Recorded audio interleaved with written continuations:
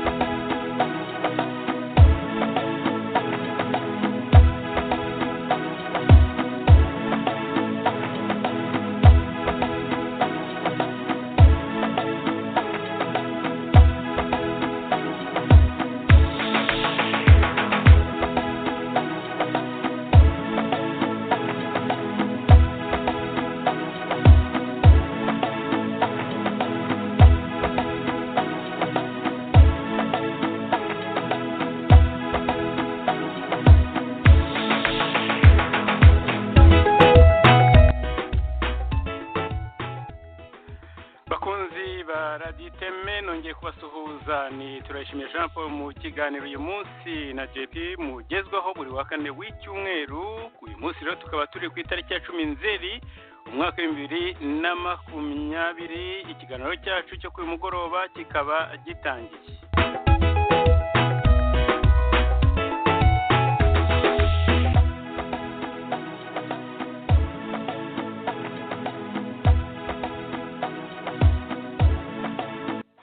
Mu kiganiro cyacu rero uyu mugoroba turaza kuganira ku ngingo zikurikira. Ndaza kwibanda cyangwa se mu nteruro yacyo ndaza kubanza kubabwira na kwiperereza niba ariko naryita cyangwa se itohoza kangita itohoza. Nabasezeraniye ko nzabagezaho ku bijyanye n'uriya muvugizi wa RIB Marie Michel Umuhoza wari umuvugizi wa RIB, akaba rero yaraje muri Canada. Twabivuzeho gato cyane mu biganiro byacu byashize, ariko tunabasezeranya ko tuzongera kubigarukaho. Muri uyu munsi rero amakuru twashoboye kumenya mu itoza ryacu Radio Iteme yakoze turaza kuyabasangiza mu kanya katarambiranye. Mu bindi turibuze kuvuga ku bantu bamwe bashoboye gukurikira urubanza rwa Nyamvumba, narubabwiyeho ubushize. Uru rubanza ntabwo ari urubanza rwo gukinisha.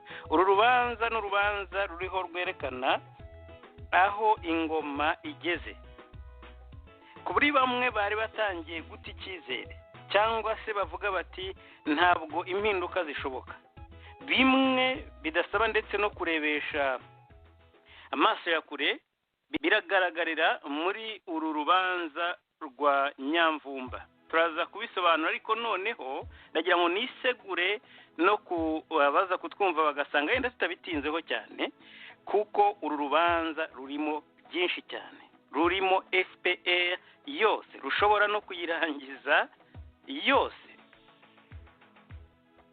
Byanze bikunze uru rubanza ntabwo ruri burangire aha ngaha. Twege mu kiri kiganiro nako ntituri buvuge ngo tururangize, turaruvugaho nk'uko rwagaragaye uyu munsi mu nkiko mu Rwanda, ariko hari byinshi bizakomeza kugaragara uko ruzakomeza kuza mu rukiko. Ariko si n'ibyo gusa, hari natwe itoza rwatangiye rizatuma tugaruka aha ngaha muri studio. Urukiko rwakongera rutakongera, atagaruka mu rukiko cyangwa se agaruka, tubabwire ikihishe inyuma, kuko uko rukomeza kuza hazamo ibishyashya.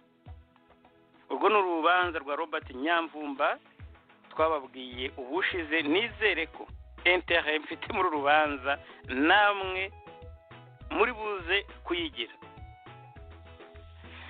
Mu bindi turibuze kureba ni Dr Mukwege ugiye kurindwa na MONUSCO nyuma y'iterabwoba yashyizweho na James Kabarebe ndetse ubwo mu izina rya leta y'u Rwanda. Noneho MONUSCO ivuga ko iryo terabwoba rikomeje kuba ryinshi cyane, ndetse sina MONUSCO n'amahanga yose, ku buryo bavuze ko bari buze gusubira kumuproteja, kurinda igice arimo ndetse nawe ubwe. Ibyo rero bikaba byarahereye ku iterabwoba yashyizweho na leta y'u Rwanda, ndetse banavuga ko nawe ashobora kwica kubera ko akomeje gushyira hanze ibya mapping report kandi batabyifuza. Ndetse na Kagame ubwo akaba yaravuze ati abo bantu bashaka kuzana ibya mapping report bamenye icyo barimo kwikururira. ababikurikirana hafi bavuga ko yakangaga abantu nka ba Clinton, cyane cyane ko Perezida Clinton yari yatwitinze avuga ko nibyo koko igihe cy'intambara na violence cyarenze ubu ibintu bikwiriye gukorwa mu buryo bwumvikana, ibintu bitigeze binezezwa na Kagame na busa, cyane cyane ko byari bishingiye kuri Twitter ya Mukwege aho yavugaga ku bantu miliyoni na miliyoni bari baguriwe muri Kongo kandi barishwe n'ingabo za FPR cyangwa se zisigaye zitwa ko ari za RDF. Ibyo rero Kagame mwaramwumviye ko bitigeze bimunezeza mu kiganiro yagiranye na RBA. Mu bindi turi buze kugarukaho ni urubanza rwa Sankara ndetse ni amahugurwa, niba nayita amahugurwa cyangwa se ikiganiro cy'ibijyanye n'imirire n'ubuhinzi cyafunguriwe i Kigali mu nama niba nayita ko ari ya convention ariko yakozwe ku buryo bw'ikoranabuhanga. Kagame akaba ari wayifunguye, cyane cyane ko venue cyangwa se aho bateganyije igomba kubera ari muri Kigali, nubwo habaye inzitizi zishingiye kuri covid ariko niwe nyine witwa ko ari wayifunguye. Hari nimero z'ingenzi nshaka kubaha ku bantu b'abakunzi ba Radio Iteme ndetse mu mazi iminsi mubimbwira, cyane cyane ariko umugabane wa Amerika na Canada ndetse hari n'abandi bari mu Burayi ariko bafite ubushobozi bwo guhamagara nimero za telefone zo hanze zitari mobile. Bavuze bati ni gute dushobora kujya tugukurikira nk'uko twagukurikiraga kuri telefone, ese ntibishoboka? Nimero rero za ngombwa mukwiriye kumenya ni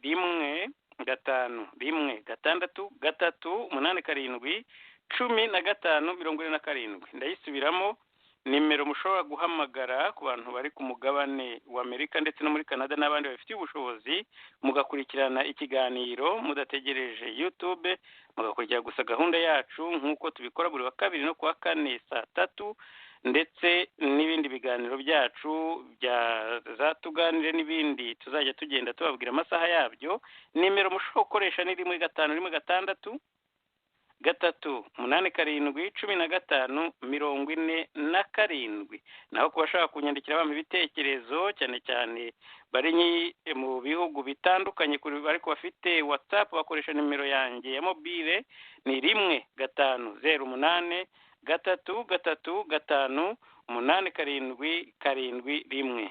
kandi izo nimero mushobora kuzibona ndetse no ku biganiro kuri profile ya YouTube yacu, ariko benshi mwagiye mubinyandikira. Nizera ko ikibazo cyanyu tugishubije. Mushobora kandi no kutwandikira kuri radio iteme@gmail.com, ndetse hari website irimo iba develope, igihe yamaze gutungana tuzabaha indi email ya Radio Iteme. Reka rero mu kanya katarambiranye dutangiye ikiganiro cyacu.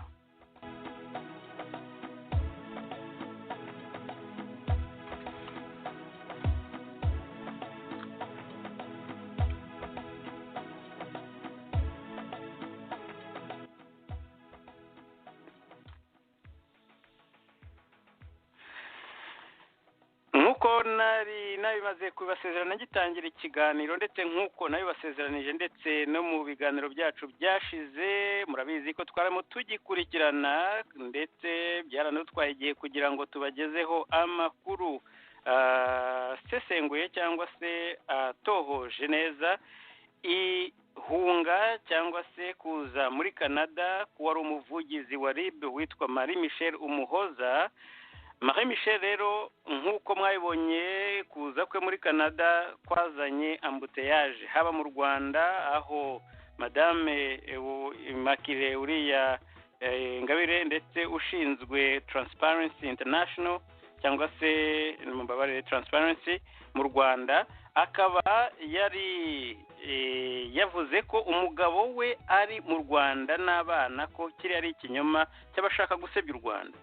Amakuru twamenye rero nuko umugabo atari mu Rwanda nk'uko Ingabire yabivugaga, ndetse niba yaragiye mu Rwanda byaba byarabaye nyuma yaho tumaze gutohoreza iyi nkuru, ariko ubwo twafataga aya makuru umugabo n'abana ndetse na Marie Michel Umuhoza nabo bari muri Canada.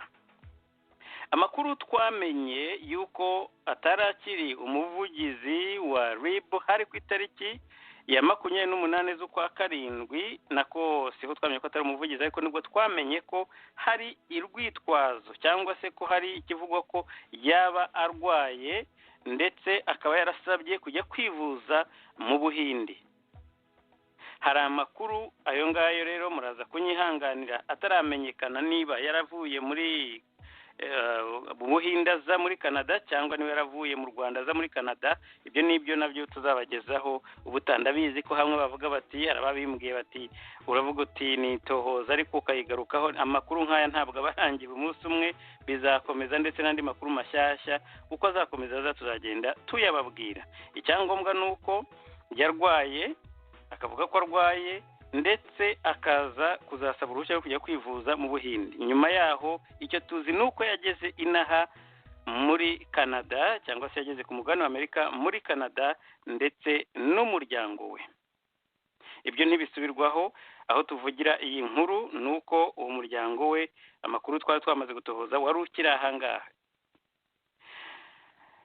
Ni muntu ki rero Marie Michel Umuhoza, akaba ari umukobwa w'umurescape, umukobwa ngo warerewe kwitwa Lambert Byemayire. Akaba ari Lambert Byemayire yahoze ari vice president wa mbere ushinzwe iriya hamwe ry'amagare. Akaba yarapfuye yishwe muri 2017.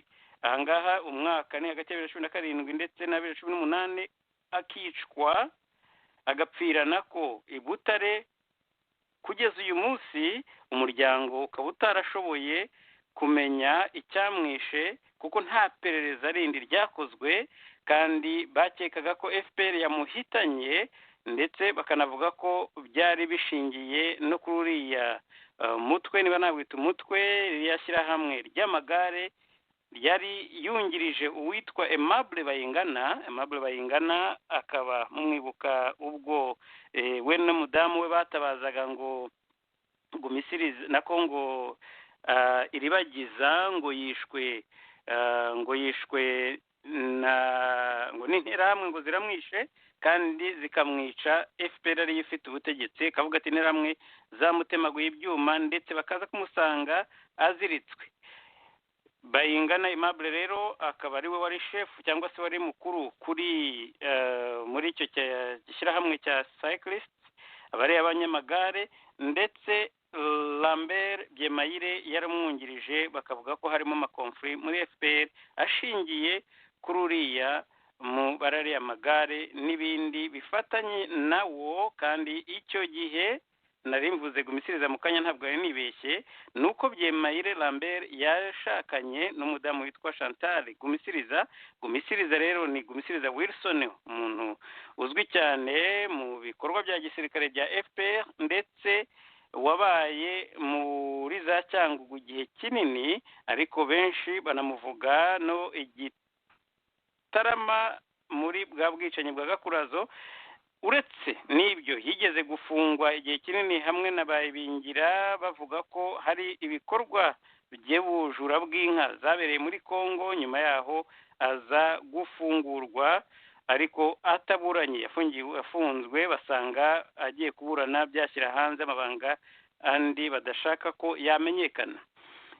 Lambert rero urupfu rwe kugeza uyu munsi ntabwo arigera abura, nako bakora iperereza ngo bamenye icyaba cyaramuhitanye. Gumisiriza nk'uko nabimaze kubabwira, n'uyu munsi ntabwo ameze neza mu gitabo cya FPR, nubwo yaje gusubizwa ku kazi. Nibagiwe akadetaye kamwe cy'ingenzi, nuko na Byemayire Lambert yari akuriye abikorera ku giti cyabo, abacuruzi bikorera ku giti cyabo bo muri Huye. Ubwo rero abatazi uko u Rwanda baruhinduye ubu nahitwaga i Butare.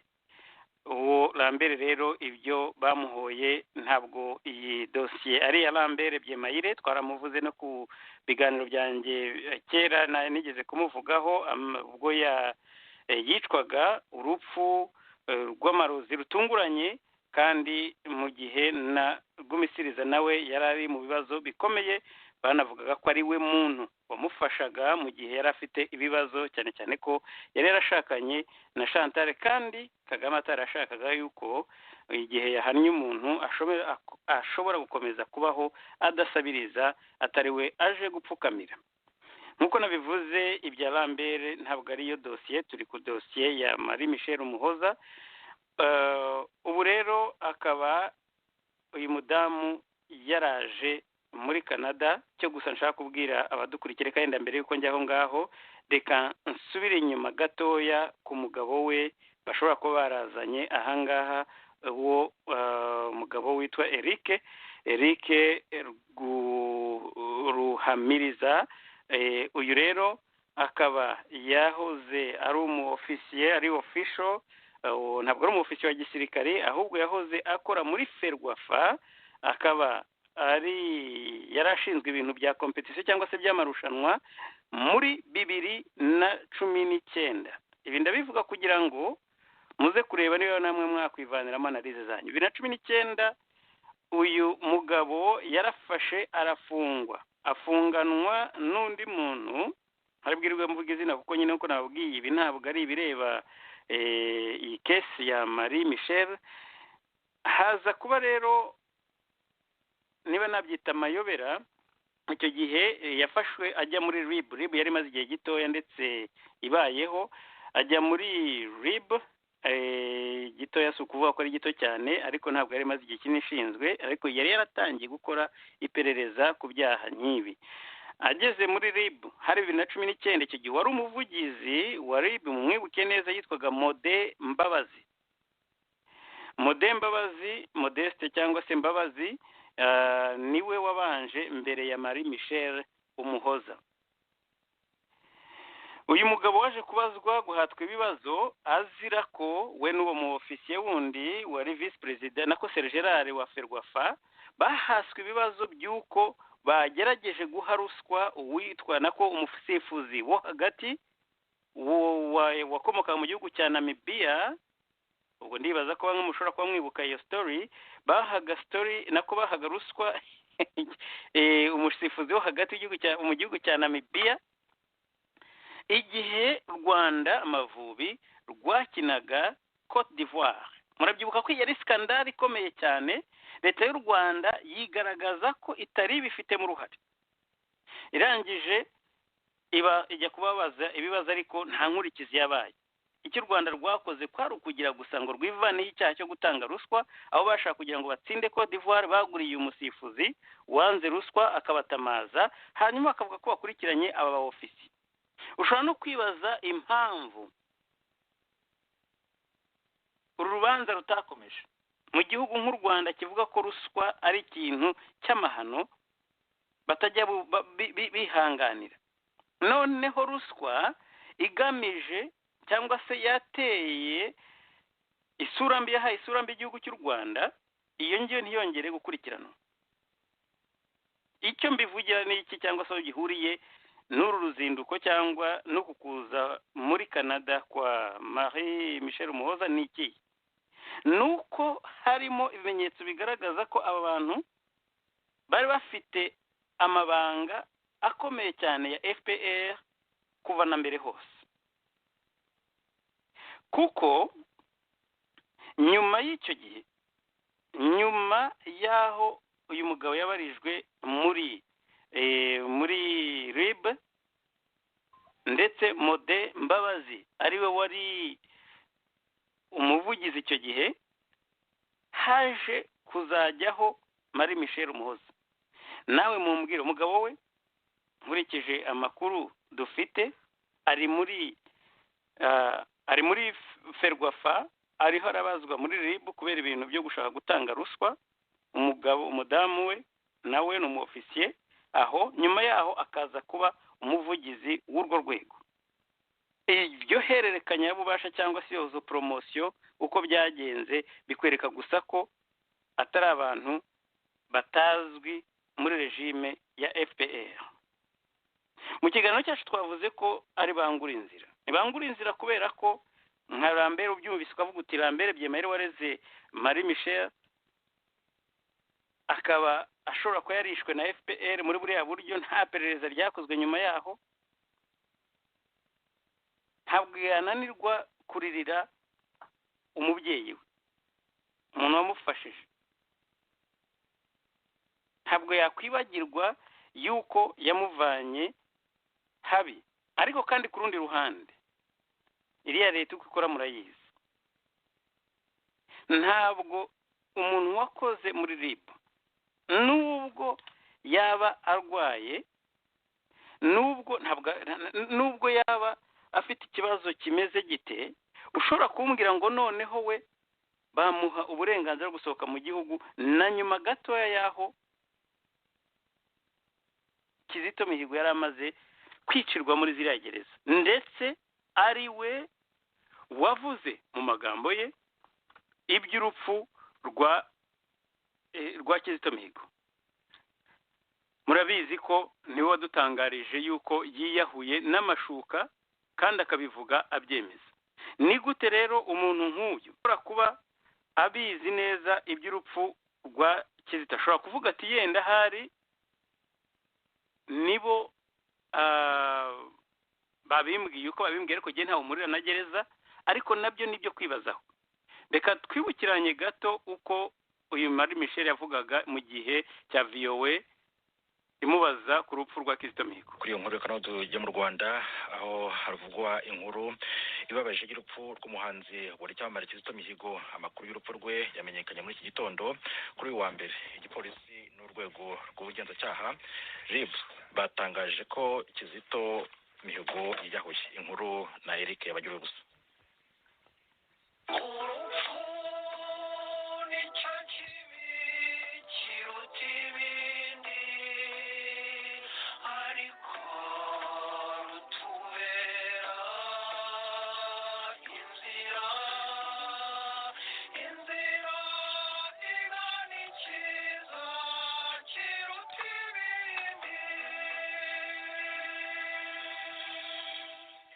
Umuhanzi wari cyamamare mu Rwanda bwana Kizito Mihigo rwamenyekaniye mu itangazo igipolisi cy'u Rwanda cyageneye abanyamakuru. Ni itangazo ryatangiye gukwirakwizwa ku mbuga nkoranyambaga mu masaha y'ine zo mu gitondo kuri uyu wa mbere, aho igipolisi kivuga ko mu rukerera rwo kuri uyu wa mbere nyine tariki ya 17 z'ukwezi kwa 2020 ahagana saa 11 Kizito Mihigo y'imyaka 38 y'amavuko wari ufungiwe kuri sitasiyo ya polisi Remera mu mujyi wa Kigali yasanzwe yiyahuye arapfa. Iri tangazo rigenewe abanyamakuru riributsa ko Kizito Mihigo yaramaze iminsi 3 muri kasho ya polisi, aho ubugenzacyaha bwari bumukurikiranyeho ibyaha birimo kwambuka umupaka mu buryo bunyuranije n'amategeko na ruswa.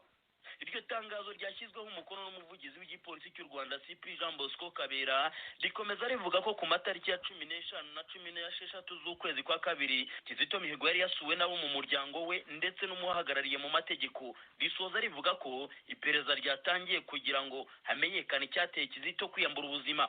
Mu gushaka kumenya byinshi birenze kuri iri tangazo, ijwi rya Amerika yahamagaye kuri telefone ngendanwa umuvugizi w'igipolisi cy'u Rwanda CP Jean Bosco Kabera, maze atubwira mu butumwa bugufi ko yaduhamagara nyuma kuko byumvikanaga ko yarahuze. Tumaze kumwandikira ubutumwa bugufi bugaragaza icyo tumushakira, umuvugizi w'igipolisi cy'u Rwanda yagize ati ndi mu nama nyoherereza ibibazo kuri WhatsApp.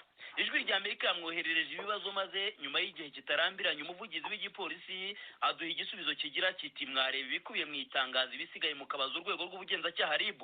Ku murongo wa telefone byabaye ngombwa ko ijwi rya Amerika ihita ibaza umuvugizi w'urwego rw'ubugenzacyaha RIB, uwo ni Madame Marie Michel Umuhoza, maze mbanza kumubaza uko urwego rwamenye urupfu rw'umuhanzi Kizito Mihigo. Urupfu rwe rwamenyekanye mu gitondo aho yarafungiye i Remera, aribo baduhaye amakuru batubwira ko yiyahuye. Yarafunganye nande? Yarafunzwe wenyine. Mwasanze yiyahuje iki ku buryo mwashingiraho muvuga ko yiyahuye? Hari ibimenyetso byagaragaye aho yarari, iperereza ryatangiye kugira ngo kuri kumenyekane, ariko hari sinye zimwe zigaragaza ko ashobora kuba yiyahuye. Icyambere cyo hari amashuka yaryamagaho niyo yakoresheje, hanyuma n'amakuru ava aho yarari mu bari bamurinze bavuga ko bamusanze yimanitse muri iryo shuka. Yimanitse muri kasho, muri sele aho yararaga. hari abari kubifata ko bishobora kuba nk'amayobera, hari ahantu umuntu yazirika amashuka akimanika aho ngaho bafungira. Amakuru avuga ko ari ku idirishya, harimo idirishya. Nuko harakurikiraho iki rero? Icyakurikiyeho ubu ngubu Rwanda Investigation Bureau yafashe umurongo uwujyana kuri RFL hariya Kacyiru kugira ngo hakorwe autopsy, noneho hamenyekane koko niba yiyahuye. Kuyeho n'ibyo wenda hari kandi nakongereraho. Yego. Urebye nk'ukuntu yari ameze muri iyi minsi, yari afite ukuntu acecetse cyane, adashaka kuvuga, rimwe na rimwe nabo mu muryango we bamusuraga akanga kubavugisha cyangwa se akasubiza ibyo yari abajije. Izo nizo mpamvu wenda umuntu yakeka ko arizo zatumye yiyahura, kuko wamureba ukabona asa nkaho afite depression. Hari ukuntu ubona umuntu ameze, umuntu nibona acecetse, abantu bamusura ntabavugisha bo mu muryango we, ni impamvu umuntu yatekereza ko nazo wenda zaba muri zimwe zatuma yiyahura.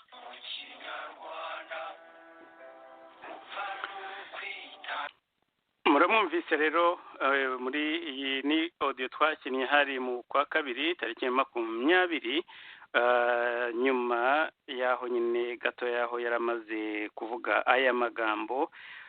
Icyo nashaka kugira ngo nibutse kuba umuvugizi, ashobora kuba umuvugizi yenda akavuga ibyo bamubwiye kuvuga, niba atarahari, atari muri iryo joro atarahari, ariko hari aho yakoresheje amagambo avuga ati urebye ntiyavugaga, ntiyagiraga gute, ukumva ko nawe yari afite ikintu cya ownership muri iriya nkuru yavugaga, kurenga kuba bitari kuba umuvugizi gusa, kuko icyo gihe ntabwo uriho avuga raporo yahawe n'abandi bamugezeho mbere, ahubwo aravuga ati ubirebye uko yari ameze, ntiyashaka kuvuga, ntiyagira gute. Ibyo rero simvuga ko bimushyira mu kibazo necessairement, ariko afite ibyo ashobora gusobanura. Hari nko kuvuga ko ari byo bamutegetse kuvuga, kuko kira ni ikimenyetso gikomeye cyane mu bantu bakora itohoza cyangwa se amaperereza, cyane urupfu, ku bintu bijyanye n'urupfu, cyane cyane nk'uru nguru rutavugwaho rumwe. Kumva ushobora kuvuga ngo uri umuvugizi bakaba bakubwiye bati biriya nibyo ugomba kuvuga, biba birangiye kwerekana ko bafite ibyo bashaka guhisha. Reka twizere ko rero navuze ni bangura inzira, cyane cyane kuko amakuru twakomeje gutoza nuko hari abantu bo mu buyobozi bw'i Kigali bakomeza kubavugisha, ariko nabo bakaba atari abana kubera bimwe na bimwe nagiye mvuga.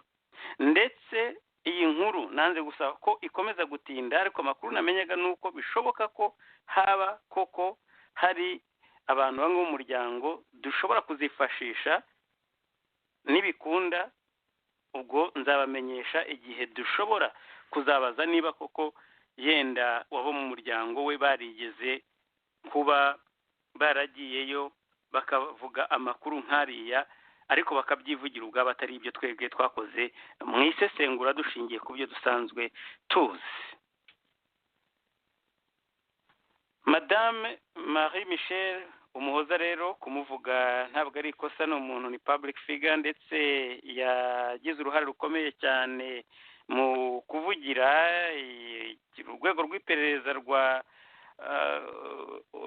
RIB rumaze guhitana abantu benshi cyane, ndetse aramutse ahunze ashatse kuguma inaha, hari byinshi yenda yashyira ahagaragara niba koko nawe yumva ko ubutabera bukwiriye kugerwaho mu Rwanda, cyane cyane ko nawe amakuru dufite avuga ko kuva mu 2018 ashobora kuba yari afite uburenganzira bwo gutura muri Canada. Ibyo rero byose nk'uko nabibabwiye, hari abashobora kuvuga ati hari ibindi dugikeneye kumenya, icyangombwa nuko mwebwe muzikorera judgment yanyu, uzahura nawe gusa ko ari muri Canada ntibizakubwire ko yahunze, cyane cyane ko n'uyu munsi leta ikimushyiraho ijisho, nayo ngo irashaka kumenya koko association ye niba hari abantu barwanya ubutegetsi bashobora kuba bamugeraho. Muri make cyangwa se muri menshi, ngiyi nkuru ya Marie Michel Umuhoza kuba muri Canada rahari n'umuryango, ndetse n'amateka ye amwe maze kuyumva. Asimburwa na Thierry, bigaragara ko gahunda yo gusubirayo ntabwo keravuga ko ari uw'agateganyo, ariko nanasubirayo ibyo ntibizabatangaze ko na leta nayo ngo imuhojejeho ijisho. banyarwandakazi, inshuti za radiyo Iteme, reka kubadukurikiye cyangwa se abinjiye none nongere mbahe ikaze, mbabwire ku yindi nkuru nababwiye yuko tuzakomeza kwigarukaho. Iyi nkuru nongere mbivuge nk'uko nabivuze ngitangira, nizere ko muyigiramo intérêt nk'iyo nyifitemo. Ntabwo ari inkuru mvuga nonaha ngo nyirangize, izagaruka ko atari ku bushake bwanjye, izagaruka kubera yuko no urukiko mu Rwanda rwasabye ko izagaruka. Akaba ari inkuru ya Nyamvumba Robert, wagarutse mu rukiko uyu munsi. Nigeze gukora ikiganiro kidasanzwe special, cyane cyane kuko muzi ko nsanzwe nza kuwa kabiri no kuwa kane, ariko icyo gihe naje ari kuwa gatanu. Ntabwo nigeze nshaka yuko twategereza indi minsi, kuko iyi nkuru yari ikwiriye kuvugwa. Impamvu ikwiriye kuvugwa kandi nifuza ko muyigiramo intérêt, nuko iyi nkuru ishobora kuba itanga ibimenyetso biri mu gatsiko, biri ndetse reka ne kuvuga agatsiko ni ijambo mumenyereye cyane, biri mu nzu ya Kagame. Ntabwo nshobora kuvuga iyi nkuru nk'uko jyewe nyiyumvamo, ntibishoboka. Nta nubwo ushobora no kuyumva keretse uzi imikorere y'iriya ngoma, cyangwa se uyisobanukiwe ku buryo usoma nk'iriya story yo ku Gihe ugahita ubona ibintu bifungutse, ubibona mu maso yawe. Ndagerageza, yenda hari utaha nzaba nashoboye kwivuga uko mbyifuza. Iyi nkuru nagarutseho cyangwa se navuze hari mu biganiro bya Radio Iteme ku itariki ya 5 z'ukwa 9. Abatarayumvise muzasubire kuri YouTube murebe inkuru ivuga ko urubanza rwa Nyamvumba rwashyize hanze buriya bujura bwa Kagame. Aha ndaza kwifata gatoya kugira ngo ne kuvuga ko urubanza rwa Kagame ko harimo byinshi cyane byagiye bigaragara, bishobora kuba bizafungura n'ibindi birenze ibyo nabonye uyu munsi. Ubujura, iryo jambo ry'ubujura ryo sindivanamo, ariko noneho hajemo andi amazina mashyashya. Hajemo Wirirwa Gasana, hazamo uwitwa Lieutenant Colonel Mugabo.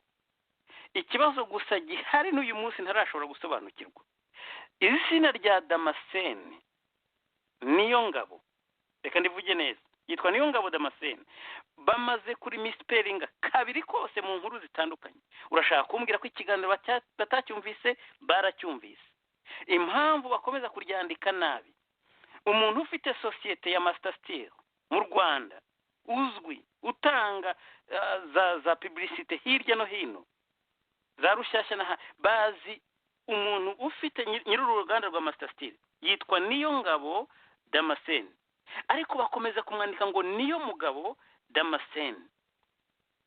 Bavandimwe, ntabwo ari ikintu cyoroshye, nta nubwo ushobora kumbwira ngo igihe kibikoze kabe. Ikinyamakuru gifite editoriale yacyo nako ifitwe na presidence, ifitwe na FPR, ngo cyanditse izina rya Niyongabo kabiri kibeshye, ntibishoboka. Nibyo babwira ko iyi nkuru très intéressant. Babikoze babigendereye. Ubushize narabivuze ko babikoze babigendereye kuko bashaka kurimanganya abanyarwanda, bashaka kugira ngo ikintu kigende kitavuzwe nk'uko babitekereza. Ariko ihangana ririmo riragaragara muri iyi nkuru, kuko noneho amazina tutari twarumvise mu gihe Damascene ataburanaga, uyu munsi twayumvise. Mutaza kuvuga yenda ngo niho byari bikwiriye kuvuga, oya, ntabwo ari byo. Reka nze mbabwire, Robert Nyamvumba amaze amezi 6 afunzwe. Narababwiye ubushize ntibyumvikana ko urubanza rumaze gusubikwa 3 kose, rusabwa gusubikwa n'umuntu uregwa ubabariye muri gereza, uwo bajya gusura bagafunga de gereza yose, n'uwamuhaye uburenganzira bwo gufunga bakafunga. Uwo muntu akaba ari udashaka ku rubanza rwe rusohoka cyangwa se rujya hagaragara. Ntabwo byari byo. Ibyo barimo nama tekinika, ariko ariko aragenda asobanuka. Nibyo navugaga, hari abantu benshi badashobora gusoma iyi nkuru yenda ngo bayumve nk'uko iteye, ariko ndizera ko nyuma yaha bazabisobanukirwa. Iyo nshuro 3 basubitse urwo rubanza nayibajijeho, nawe ukwiriye kuyibazaho. Uyu munsi rero bagarutse mu rukiko nk'uko bari babivuze ku nshuro ya 4. Noneho Robert Nyamvumba wari warabuze umuburanira, utaraburanye kubera ko atarafite umuburanira n'umwe, uyu munsi yaje afite 4. Cyo nacyo mukibazeho, afite ababurana 4, 2 bari kuri gereza, abandi bari mu rukiko. Mu nyandiko zagiye hagaragara nuko yavuze ko bamuforshije kwandika ko yakiriye ruswa. Reka nsubire inyuma, impamvu nabivugaga nk'uko nihuta nuko bamwe muri mwebwe nzi ko mwayikurikiye, ariko n'abandi bazayumva batarayikurikiye. Bamurega kuba yarariye ruswa cyangwa se yaratse ruswa, mu mbabarire, ntabwo yariye, yarayatse ya 10% ya miliyari 48. Impamvu uwo mubare important ni kubera iki? Nuko mbere isoko ryagomba gutwara miliyari 72 zikubaka umuhanda ujya kungana na metero 1900 na ibirometero 900 na. Urumva ko atari ahantu hafitoye, ntabwo ari umuhanda, mu mbabarire, n'amapoto ku muhanda, amashanyarazi, gushyiraho ibiti by'amashanyarazi bigera ahantu hangana n'ibirometero 1000. baza kubigabana nako mbabarire mu Kinyarwanda, kubigabanya bigera kuri miliyari 48, nazo zivuze ko bagomba kugabanya naho umuhanda n'amashanyarazi byagombaga kugarukira. Nawe umubwire rero, noneho muri iyo miliyoni nako muri miliyari 1048 bagomba kuryamo 10%. Ibyo narabivuze, yenda reka ne kubitindo. 10% ni miliyari 4,800. Ni amafaranga menshi cyane cyane umaze kwiyumvisha ko impamvu bagabanyije uwo muhanda ari ukubera ko yenda amafaranga ari menshi, noneho nayo bagashaka kuyarangiriza mu mifuka y'abantu. Iyi statement cyangwa se inyandiko mvugo yakozwe n'uyu Robert Nyamvumba warushinzwe energy muri Minefra, yayikoze hamwe na secrétaire général wa Minefra. Baragenda babazwa kubijyanye n'aya mafaranga. Ibyo tutari twaramenye nabamusabye kwemera ko hari ruswa yariye. Bashobora ko baramubwira ati nugera hariya tuzagufunguza. Babavuze rero ni Lieutenant Colonel Migabo. Ndagaruka kuri Wirirwa Gasana mukanye. Lieutenant Colonel Migabo murabizi ko twamuvuze ko nawe hamwe na murumuna we bombi bagiye gufungwa bari ku Murindi. Ibintu byatuyobeye, tukavuga ati se aba bantu bene nyina bose bazize iki? Abatabazi reka mbabwire, yenda ntavuze kuri Migabo, twavuze ko afite imiryango bahungishije, twavuze ko abana bari muri Canada, umugore nawe muri Canada, ariko ndagaruka kuri relation ya Wirirwa Gasana. Wirirwa Gasana, reka ngaruke kuri iyi nkuru y'igihe. Bamwise Wirirwa Gasana nk'umusivili, nka hari umuntu w'umucuruzi w'amabati nawe yenda usapurayinga kwa Master Steel, cyangwa se umuntu ucuruza nk'ingurube cyangwa inkoko. Ntibigeze bavuga yuko ari generali Wirirwa Gasana. Murashaka kumbwira ko nawe babyibagiwe? Murashaka kumbwira ko we ntibamwanditse nabi, bamuvuze izina, ariko igihe nikigeze kivuga ko ari generali. Reka noneho mbongerere ku bantu badukurikiye batazi uwo ari we. Wirirwa Gasana niwe ukuriye umutwe urinda Kagame, urinda ndetse n'abasenateri bakuru, donc iyo bita Republican Guard, niwe mukuru wayo. Iyi nkuru ishobora kuba iri imwe cyangwa se igaragaza aho ingoma ya Rwabujindiri irimo yerekera. Ni ukuri Wirirwa Gasana ni General de Brigade, akaba ari umuntu wabanye na Kagame kuva kera. Agiye muzi ari sergeant, ari sergeant, yavuye kuri sergeant aba lieutenant, ntabwo yigeze abandi magrade hagati aho. Ni umuntu babanye kuva kera cyane.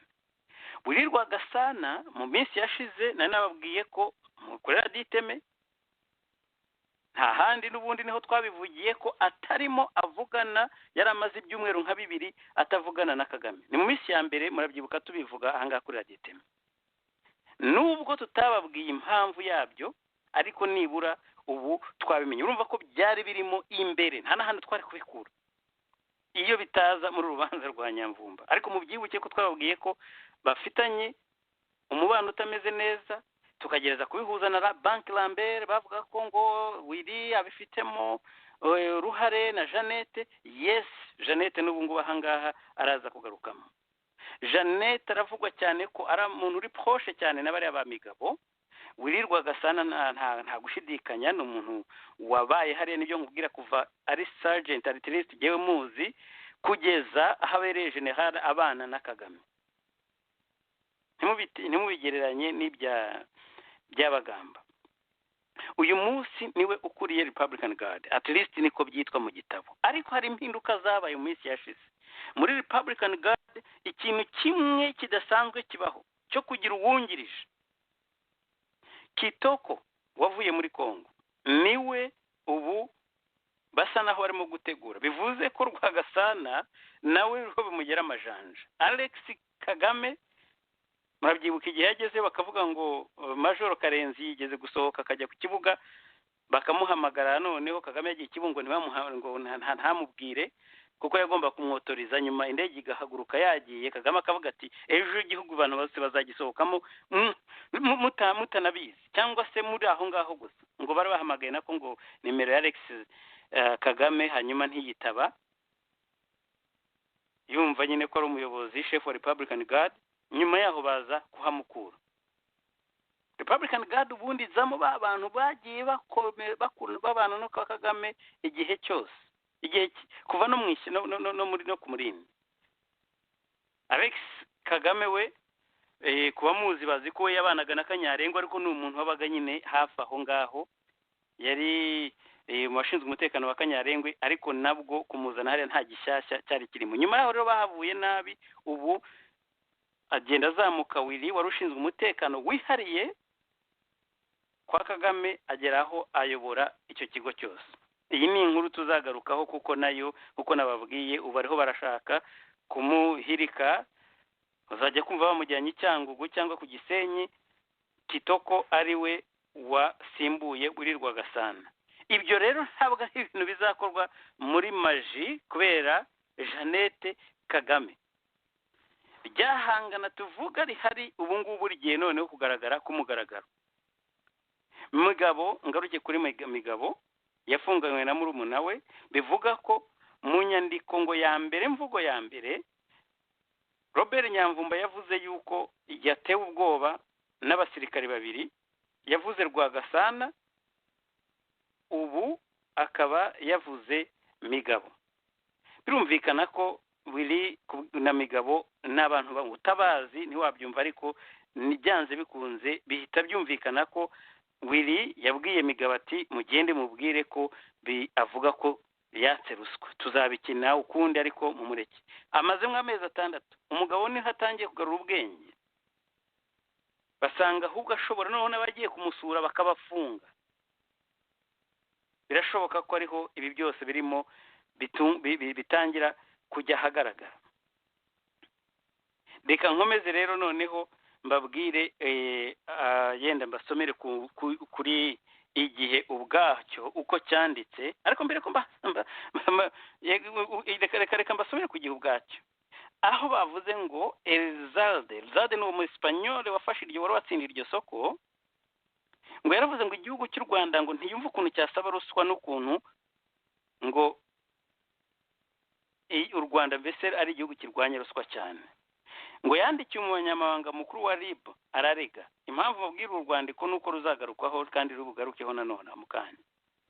Ararega yuko bariho bamwaka ruswa, kandi ngo bari bamusabye gutanga amafaranga y'amanyarwanda ndetse no mayero, ariko yatanga ahantu habiri hatandukanye.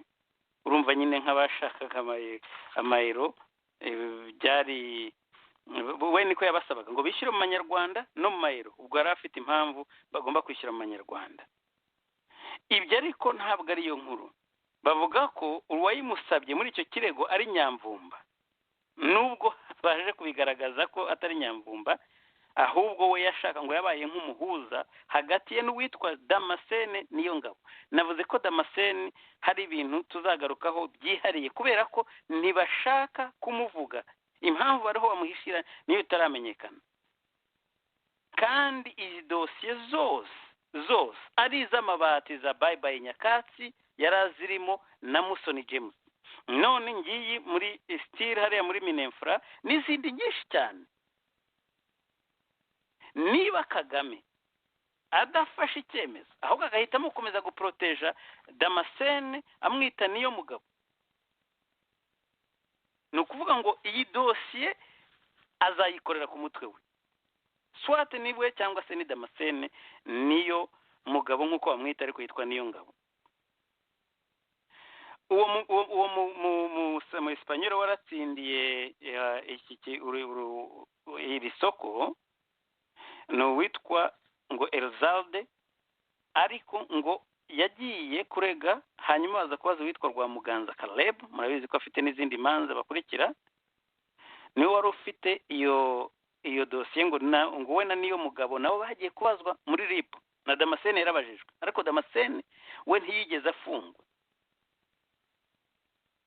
Ndaza kugaruka kuri ikibazo cyabo hanyuma. Kuki Damascene atafunzwe ari we wakiraga amafaranga ya Master Steel, ndetse uyu Robert Nyamvumba wari umuhuza gusa akariwe wafunga? Iryo tekinika ryo bashaka gukora kwerekana ko koko bazamurekura, bisa naho ariho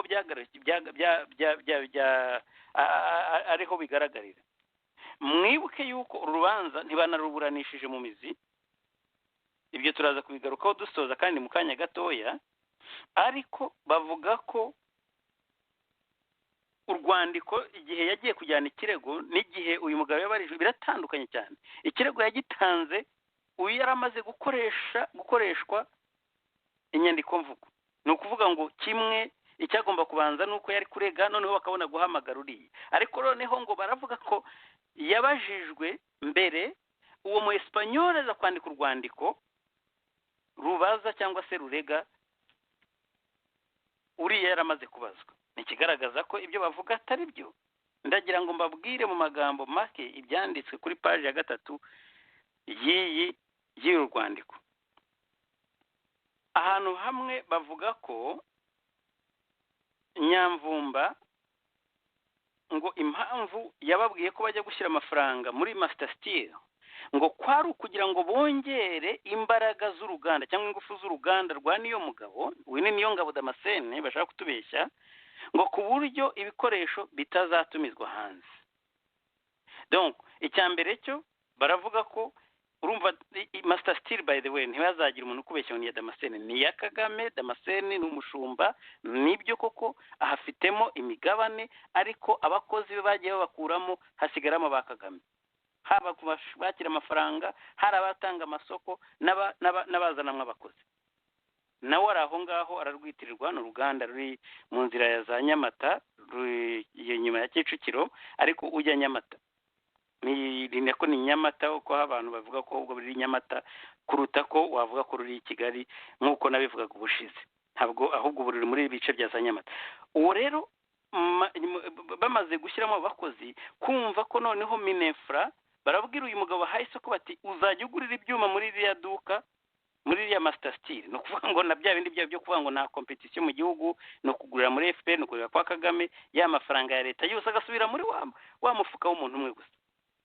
Muri Master Steel ngo niho bagomba kuzajya bahagurira ibyuma, ndetse inyandiko ikavuga ngo impamvu yababwiye ngo gutanga iyo 10% muri ya ruganda ni ukugira ngo bongere ingufu ruya ruganda, hanyuma ngo ibikoresho bitazajya bitumizwa hanze. Cyatumye atavuga ko ari ukugira ngo adaproteja, nako kugikomeza baproteja Kagame.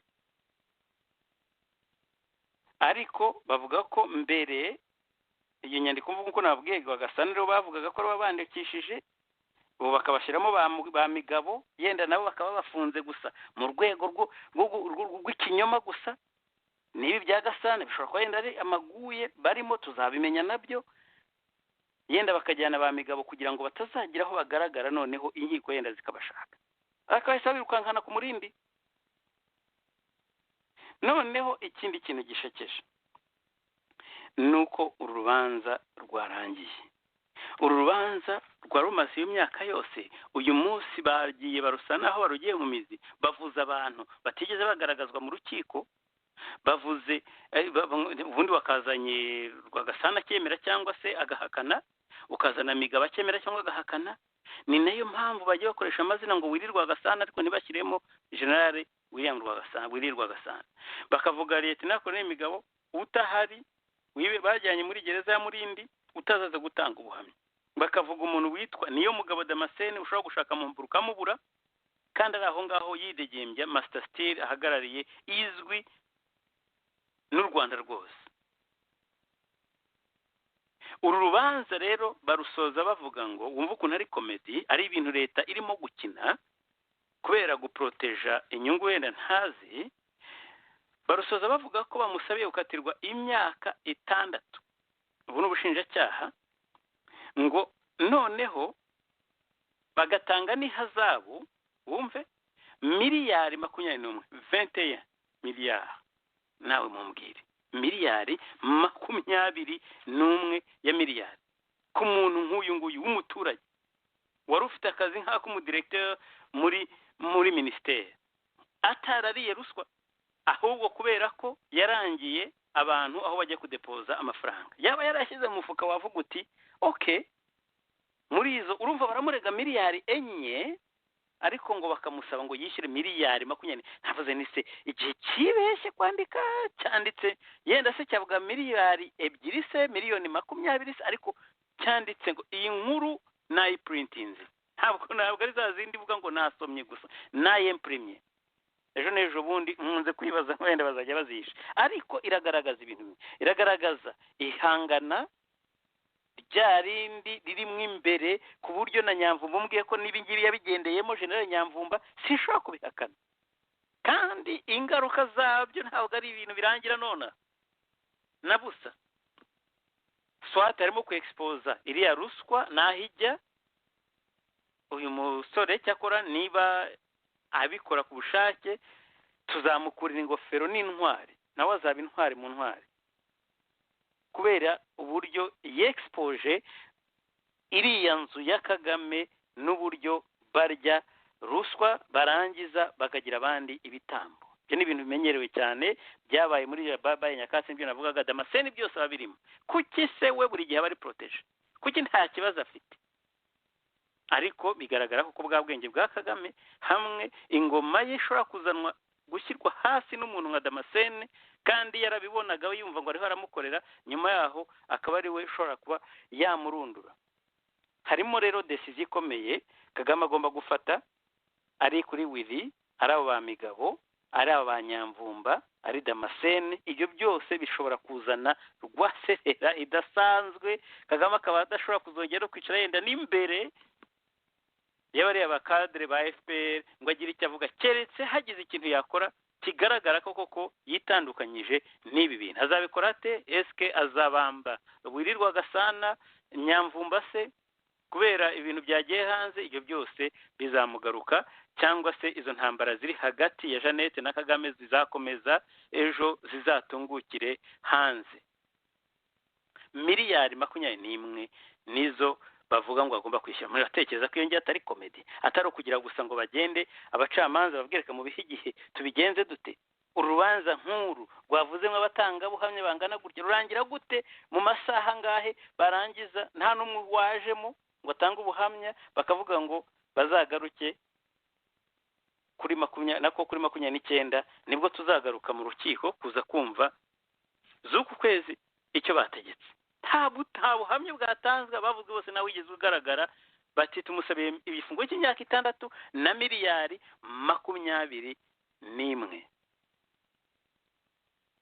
Namwe mumbwire, murambwiye ko urubanza rwarangiye cyangwa barashaka kugira ngo uyu Robert Nyamvumba agume yihishemo gatoya, narangiza asohoke bizera ko yenda bari abantu bose nabo twavugaga batazigera bamenyekana, cyane cyane ko bagiye babandika n'amazina mu buryo budasobanutse. Willy Rwagasana bamuproteje, impamvu batanditse ngo General Niyo Mugabo, ariwe Niyo Ngabo Damascene bamuproteje kugira ngo ibikorwa bye bizakomeze. Bariya ba Migabo bandi bo bakarixte na murumuna we bafunzwe, uriya wari ushinzwe Karixte wari ushinzwe ibikorwa bya gisirikare muri muri Republican Guard muri abo basirikare barinda Kagame. Ubwo si ibyo bintu murashaka kumubwira ko ibyo ngibyo yakoze atabizi? Ni ibintu koko bisa naho bya biri coordinated. Abavuga ko ari ku bya Jeannette, ibyo nabyo tuzabimenya ndetse tuzabigarukaho. Bakunzi baraditeme, iyi nkuru iracyakomeza, ni inkuru ikomeye cyane kandi ishobora kuzatwereka byinshi mu minsi iri imbere, byinshi cyane. Ariko birashekeje kubona mafia noneho itangiye kwishyira ku karubanda.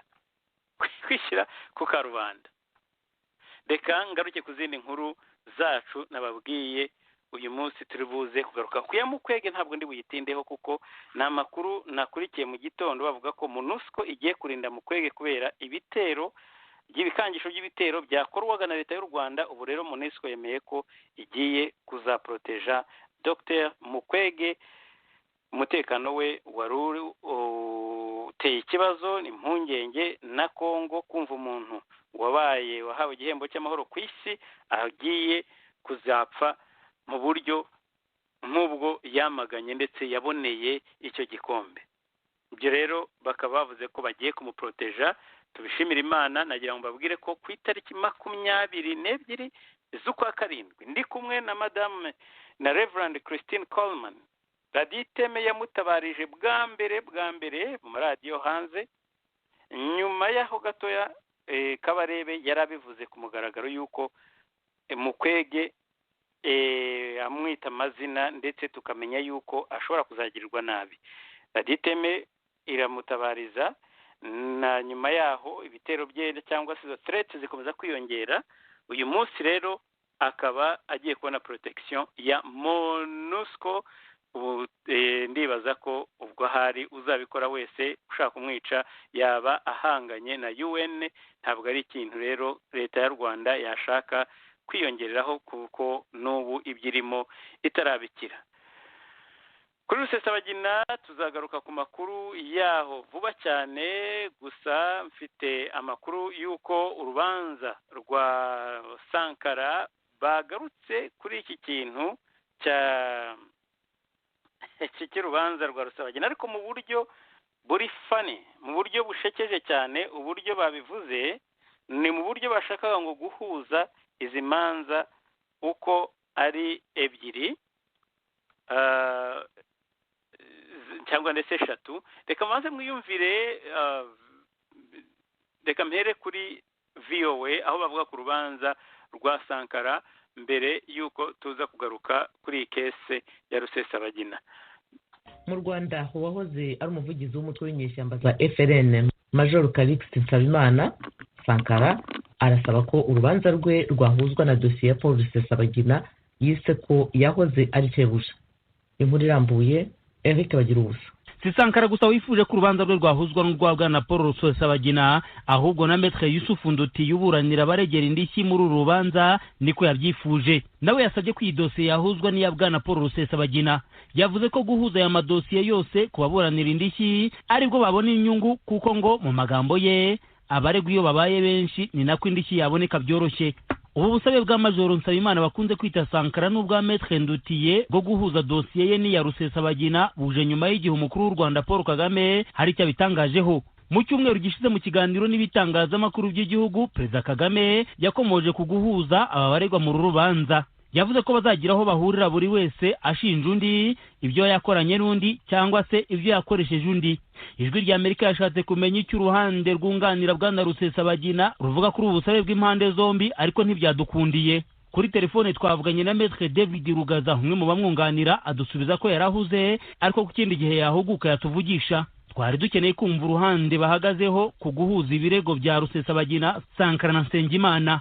Twabibutsa ko Paul Rusesabagina amaze iminsi igera ku 10 agejejwe mu Rwanda ku buryo butavugwaho rumwe. Yarakuriye impuzamashyirahamwe MRCD yashinze umutwe wa FLN witwara gisirikare kandi urwanya leta y'u Rwanda.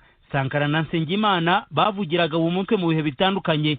ubusabe bw'amajoro Callixte Nsabimana bakunze kwita Sankara bwiyongereye ku busabe bw'ubushinjacyaha busaba urukiko guhuza urubanza rwa Sankara n'ubwa Kapiteni Herman Nsengimana. Ubushinjacyaha burasaba ko izo mpande zombi zihuzwa kuko ngo ibyo baregwa bifitanye isano. Ubushinjacyaha bwasobanuye ko kuburanisha amadosiye abiri atandukanye mu rukiko rumwe byashoboka ko hatanga ubutabera butanoze. Bwana Bonaventure Rubego uhagarariye ubushinjacyaha muri rubanza yasobanuye ko igihe izo manza zombi zaburanishwa mu buryo butandukanye hashobora gufatwa ibyemezo bitandukanye. Yasobanuye ko ibyaha bitanu Kapiteni Nsengimana akurikiranyweho abihuriraho na Majoro Nsabimana. Yibukije ko nyuma y'ifatwa rya Sankara Kapiteni Nsengimana ariwe wamusimbuye ku buvugizi bw'umutwe w'ingabo wa FLN. Yisunze ingingo z'amategeko umushinjacyaha yavuze ko iyi manza nyinshi zifitanye isano ku buryo imikirize yazo ishobora kuvuguruzanya ziri mu rukiko rumwe, umucamanza ashobora gufata icyemezo cyo kuzihuza zikaburanishirizwa hamwe, maze asaba ko mu rwego rwo gutanga ubutabera bunoze urubanza rwa Majoro Nsabimana bakunze kwita Sankara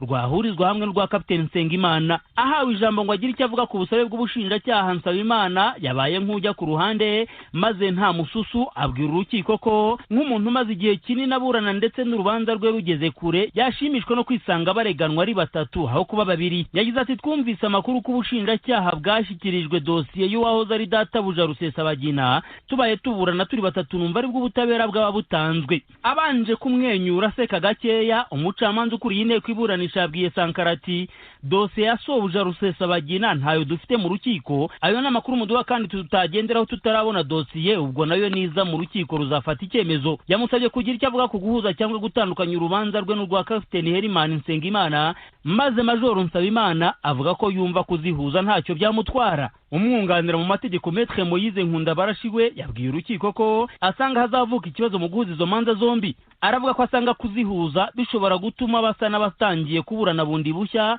ku rubanza rwa rugeze kure. Maître Nkundabarashi arasanga guhuza izo dosiye zombi bitazatanga ubutabera bunoze, ariko akabiharura urukiko rukazabifataho umwanzuro. Majoro Sankara yafashwe mu mwaka ushize 2018 mu gihe Kapiteni Nsengimana we yafashwe mu mpera za 2019. Bose bararegwa ibyaha bifitanye isano n'iterabwoba, cyane cyane ku bitero byagabwe mu bice bitandukanye byo mu ntara y'amajyepfo no mu burengerazuba bigahitana ubuzima bwa bamwe. Umucamanza yanzuye ko mu ntangiriro z'ukwezi kwa 10 aribwo azafata icyemezo gihuza cyangwa gitandukanye izi manza zombi.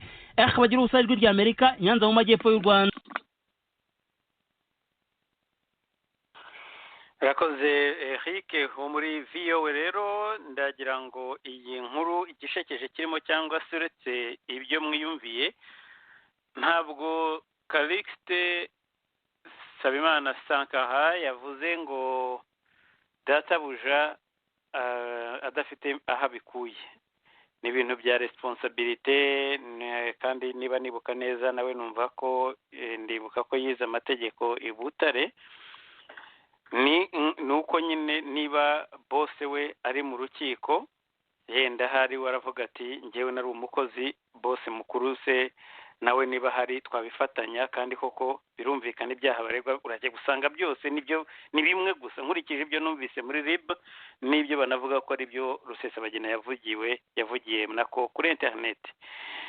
Ntabwo rero iyi dosiye ndi buyitindeho, kuko nk'uko babivuze nabo ntabwo tuzi niba koko bazabihuza n'iya Rusesabagina, ariko ubwo batangiye gusaba iya Nsengimana bakavuga ko bakwiriye kuzihuza, kandi ugasa nk'aho babyemera, n'izindi bashobora kuba ari icyo bashaka.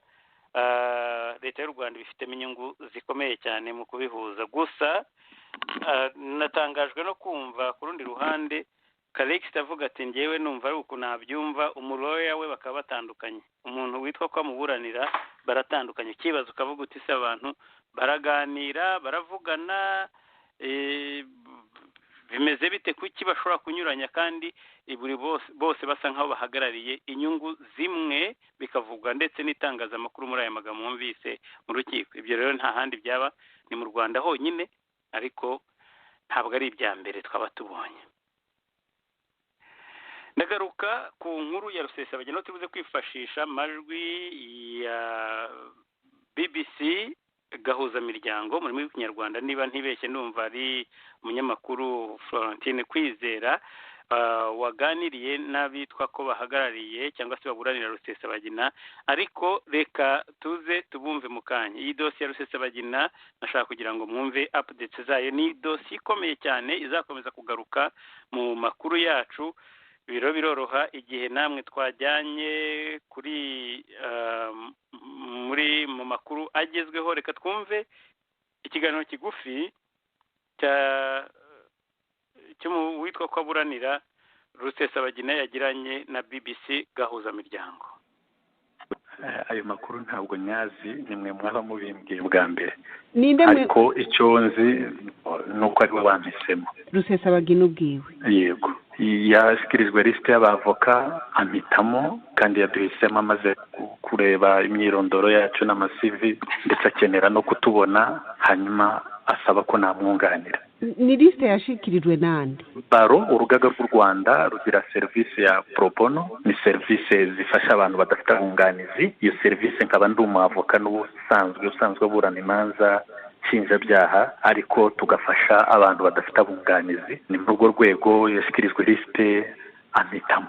None ko mutubwiye ko iyo serivisi ifasha abantu badafite abunganizi, abo mu muryango wiwe nabo bakavuga yuko bamaze kumuronderera abunganizi, barimo n'uri mu Rwanda, Maître Gatera Gashabana? Ibyo nibyo nari nkubwiye, ntinge ntabwo mbizi kabisa.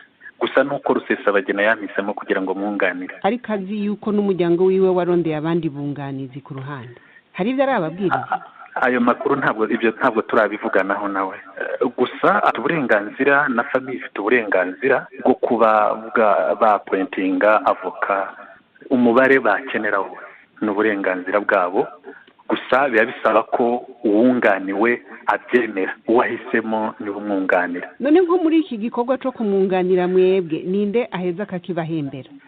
Ntabwo mu by'ukuri dukorera igihembo, dukora pro bono nk'uko amategeko y'urugaga abiteganya. None mubikorera uwo ari we wese canke haba kwitegereza ubushobozi bw'ababurana? Tubikorera uwo ari we wese, igihe urugaga rwaduhaye designation turabikora uwo ari we wese. Kugo rugaga namwe mu rurimwo ruraheza rugahitamo abo gunganira ku buntu rwisunziki? Ni ukuvuga ngo ubusanzwe haba hari serivisi y'abavoka bahitamo buri mwaka, bakaba ari abavoka bunganira abantu badafite abavoka. Rero iyo serivisi ni abavoka, ni ukuvuga ngo tugenda dusimburana. Uyu mwaka narindi muri abo ngabo bunganira, sinarwo rubanza rwonyine, ngira ngo hari n'abandi maze kunganira benshi. Hari n'izindi manza z'abandi nunganira, hari nk'abo mu Burundi nabo barimo mubo nunganira, nabo tuba twarahawe designation kandi nta gihembo baduha. Uwo munganira iyo amaze kumenyesha yuko afise abavoka yirihira, afise ubushobozi bwo kubirihira, muraheza mukabandanya mumufasha canke ubwo buryo mu bushira abandi babukeneye badafise ubwo bushobozi? Hari igihe umukiriya ashobora guhabwa abavoka bandi, ariko akavuga ati nge nubwo mpawaba ndifuza ko namwe mugumamo. Iyo umukiriya bikeneye turabikomeza, iyo atabikeneye nabwo akavuga ati nta kibazo abangaba nibabe barimo, icyo gihe tubivamo.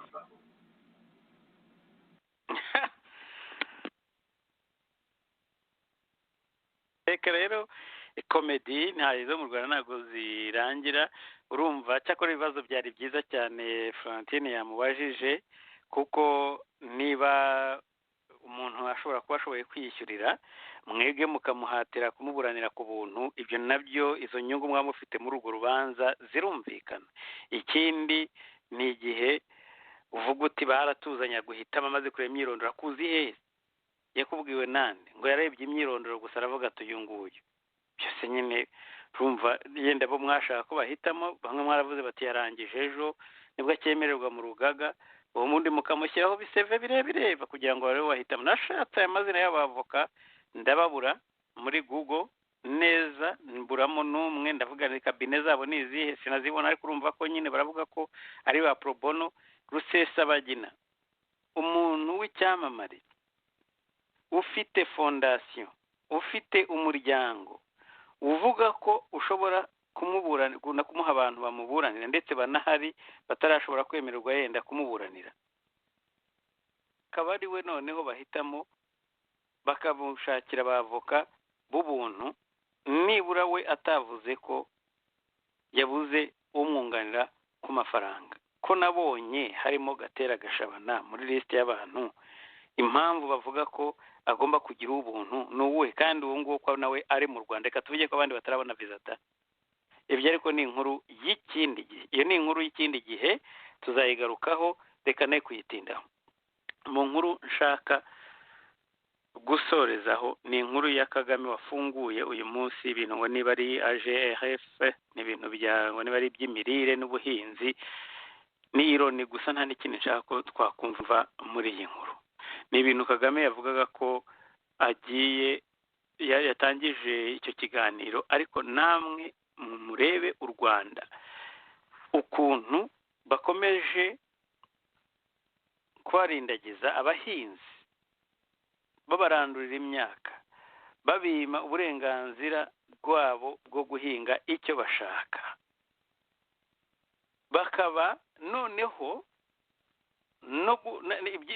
ibintu bya food, niba ari food services muraza kubyiyumvira, na babandi bavuga bati none reka tuye kwishakira imirire hariya ku muhanda, nabo bakajya birirwa baterwa za botine, amacungwa ndetse n'imizabibu n'ibyo bagurishaga hariya byose bikamanuka ku Muhima, ngo kubera ko bagurisha udutaro twabo hariya hanze bitemewe, binyuranyije na gahunda y'isuku yo mu mujyi. Uwo niwe muntu bahamagaye kuza gufungura ibintu by'imirire ndetse guteza imbere ibintu by'imirire mu Rwanda, mu gihe tubizi neza no guhaha ubwaho ubu bisigaye ari ingorabahizi. Ariko inama ya minisitiri yateranye uyu munsi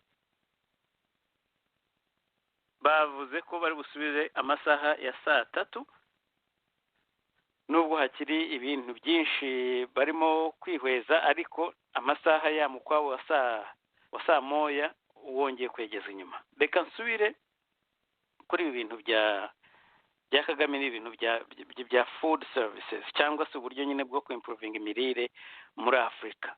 Ni ibintu by'urubyiruko, ariko kubona ari we muntu uza kubivuga azi neza inzara iri mu gihugu, adafite na food bank mu gihugu, adafite ahantu abo bantu bashobora gushakira ibyo no muri iki gihe cya covid. Mbona iyi ari ironi ikomeye cyane, ari nk'umuntu ufite ubwenge yavuga ati ibi bintu ntabwo ngewe ndikuze kubivugaho, abantu bashobora kunkwena. Reka mu mwumve ni iminota 2 gusa, ni nayo nkuru turusorezeho. Good afternoon, my brother Excellency Haile Mariam Desalegn, Dr. Agnes Kalibata, our moderator Jeff Koinange, and all the town hall participants, especially the youth. I welcome you all to Rwanda to participate in this hybrid gathering, and also those joining us remotely. I thank AGR and partners for organizing these meetings and for choosing Kigali as the venue. Despite the COVID pandemic, I trust you will take time to safely enjoy your stay in Rwanda. I was invited to interact with you before your session today, and I'm very happy to join you. The potential of agriculture on our continent is vast. We need to invest more and get more out of the investments we have already made. This includes public infrastructure and value chains, particularly for the growing urban food markets that underpin prosperity in rural areas. What we need from you is the corresponding focus and innovative spirit so that agriculture can indeed serve as the basis of Africa's economic transformation. Without much ado, I thank you and look forward to discussing this further with you today. Most welcome once again. ntabwo ari ijambo rirerire naha ikiganiro cye cyarangiriye uretse iyo ironi gusa yo kumva ngo bariho barateza imbere imirire bakamushyira mu bagomba kubyigaho batabanje kureba imyitwarire ye mu Rwanda yenda bavuge bati twahahisemo cyetse niba bavuga bati kubera ko ari ahantu hafite shortage of food cyangwa se ko ibyo kurya mbese bidahagije mu gihugu yenda bashaka kubiteza imbere ariko ijambo rye ntabwo rijyanye niba niyo nsanganyamatsiko niba rero bavuga bati niho hantu dukwiriye kubyigira kubera yuko ari appropriate igenda kubera umukuru w'igihugu yateje imbere ibi n'ibi ariko gihe ntekereza ko nibura yagombye no kuba niba akora izo recommendation nibura yerekane food bank afite mu gihugu teganyije gufasha abantu igihe haba hari ikibazo cy'imirire cyangwa se kubura ibyo kurya bihagije isarura ritaragenze neza ariko nta bintu nk'ibi ngibi bishobora gutindaho mu Rwanda gusa uko bigaragara ibintu birimo birasobanuka ku buryo bamwe bafite kwihangana guke mwihangane byinshi birimo gusobanuka kandi birimo bigaragariramo imbere hari aho bigera hari ubwinyagamburiro bukabura ndibaza ariho bigeze ubu ngubu abo kugirwa ibitambo bashobora kuba hari bamaze mu gihugu imbere ariko bashize ubu se noneho bakabibaza birajya ni kuri Cyomoro ni kuri Ange ni kuri ni kuri Nyiramongi ntabwo ibyo byose ni ihurizo rikomeye cyane ariko rigenda riduha ibimenyetso by'ibihe cyari ikiganiro uyu munsi na JP mwari kumwe nanjye Turayishimye Jean Paul mukomeze mugire ibihe byiza kandi naho ubutaha mu minsi ya vuba ntabwo nzategereza kuwa kabiri ndateganya kugirana ikiganiro na Didas Gasana nawe tuzagaruka kuri aya masesengura cyane cyane yo muri RPF ntabwo ari kera rero ndumva ikiganiro gishobora kuba mu minsi nako nk'ibiri muzakomeze murebe kuri gahunda y'ibiganiro byacu nzabamenyesha isaha ariko ndacyashaka kugira ngo tubiganireho na Didas turebe igihe cyiza cyane cyane niba tuganira idahari dushobora kuzagikora kuri ayo masaha mugire ibihe byiza rero mukomeze mukurikirane gahunda z'ibiganiro byacu muri kumwe nanjye Jean Paul naho utaha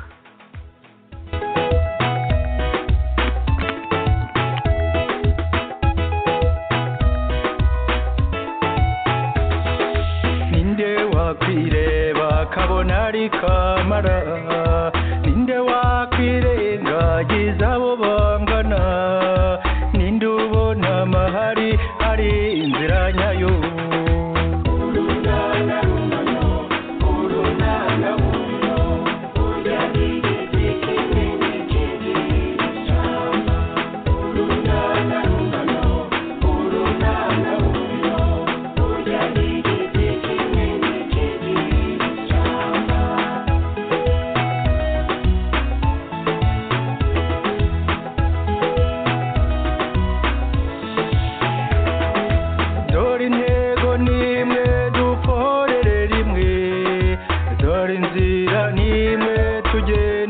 hamwe dufata n'urunana tutizanye intege